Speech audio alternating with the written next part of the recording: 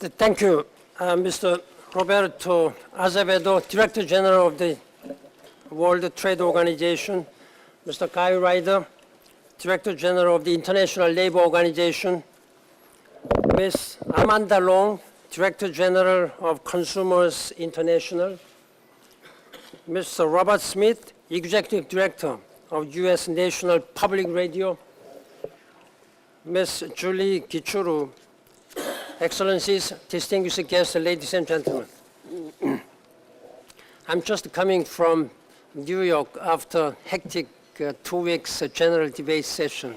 So please excuse my voice. My voice has gone down, almost lost my voice.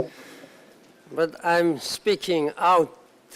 I use my voice for raising the human rights and for poor people and marginalized people. I thank World Trade Organization for bringing us all together. And it's a great pleasure for me to be here for a second time. I was here a few years ago. As you have been discussing already, international trade is one of the defining activities of our era. Goods, services, and ideas on the move as never before.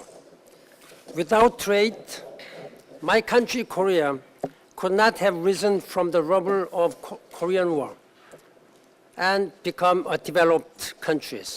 Without trade, China could not have achieved the impressive growth that has slashed poverty. Wherever we look, from Indonesia to Brazil, from Australia to Europe, trade provides a path to accelerated growth and prosperity. History has unfolded along the routes of global trade from Timbuktu to the Silk Road. The entrepreneurial drive is clear. The question is not whether trade matters, but how we can make trade a better driver of equitable, sustainable development. How can we make trade the foundation of a life of dignity for all? In countries that trade, wealth is made, although that wealth is sometimes not always equitably. But where trade is absent, economies cannot grow. They stagnate. And when trade falters, the most vulnerable are the first to pay the price. That is why we need to promote trade that benefits as many people as possible, especially women, young people, and the least advantaged. Many least developed and landlocked developing countries have yet to fully benefit from increased global trade. We must integrate Africa, least developed and landlocked developing countries into the global economy through open, non-discriminatory, and equitable trade. This is critical to diversifying the economies and making them more stable and resilient. Excellencies, ladies and gentlemen, next year, the governments have 3 interconnected commitments, 3 essential deadlines. This is going to be a very crucial year. First, we have to accelerate MDG process and meet the target as much as we can. Then member states should define, shape the future development agenda, what we call sustainable development goals. And by the end of December next year, we must have a universal legal climate change agreement in Paris.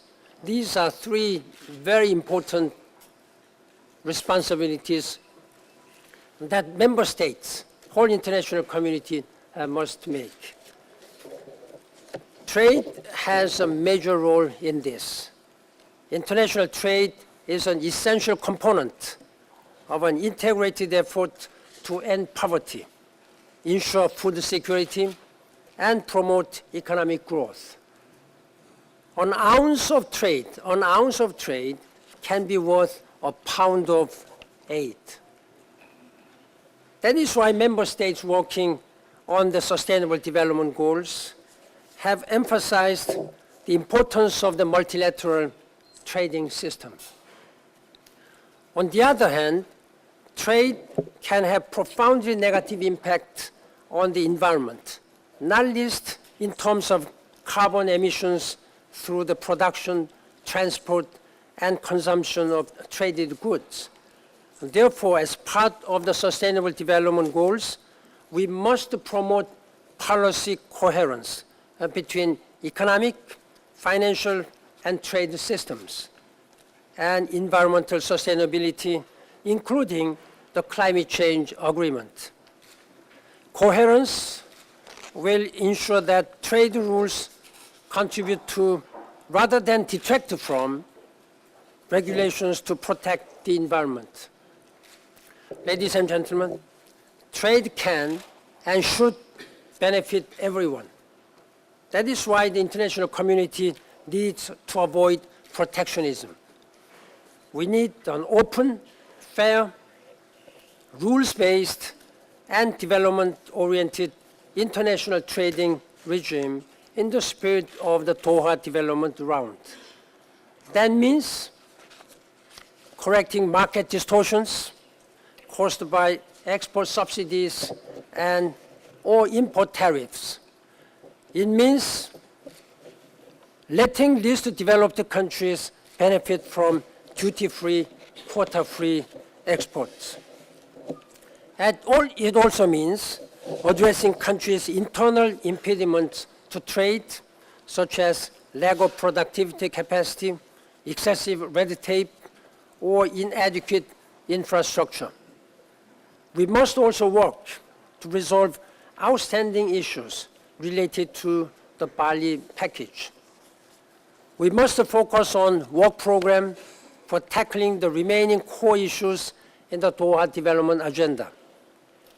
Because of the slow progress on a multilateral trade agenda, bilateral, regional, and inter-regional free trade agreements have proliferated. Where these benefit development and free trade, we should welcome them. But we should also beware of creating fragmented trade rules and undermining the consistency of the multilateral system. That is why the United Nations fully supports the efforts of the WTO to conclude the Doha round. This remains the best route to a fairer, development-oriented trading systems. Excellencies, ladies and gentlemen, throughout history, trade has joined us and lifted us. We are now joined as never before, and living standards have risen for an unprecedented number of people in all regions. But we still have a long way to go to fulfill the promise of the Millennium Development Goals. Sustainable development remains an aspiration, and climate change is a growing threat. If managed well, international trade can be a key driver of sustainable development. Let us use the power of trade to improve the well-being of people everywhere, while carefully managing the planet's natural resources and ecosystems. Let us transform the way we do business by creating an enabling environment for trade and investment, and that will help deliver sustainable development. Trade matters to everyone. Thank you very much.